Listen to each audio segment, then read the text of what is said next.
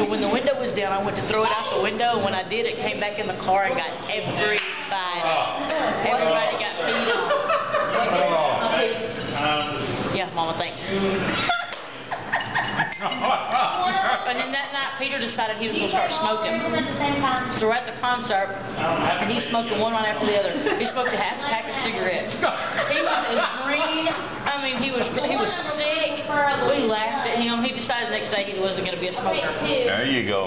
Best decision you ever made. Well, before the lap band surgery, That's good.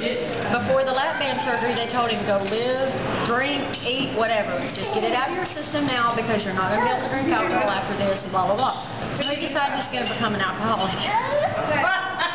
He gets him a thing of whiskey. And by the time we made it to the restaurant, he only had like that much left in the bottle.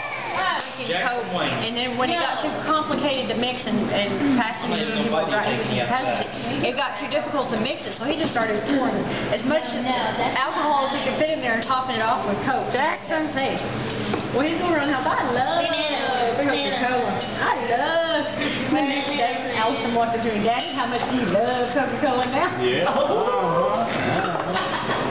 Then we got to the restaurant and I had to have two of the biggest margaritas. Oh my God. I wanted a picture, but she wouldn't let me have a picture. He walked to the restaurant and goes, how big are your biggest margaritas? We want all of them.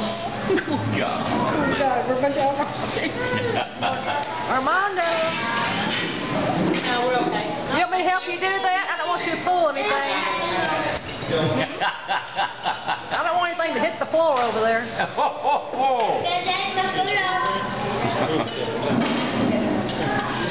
There you go, Peter. There we go. All right. Mama, take him to church. I need to take you to church. I remember the times when we would push that big old green boat to the gas station, empty, they asked to take out a change and put gas in it. And I'm what?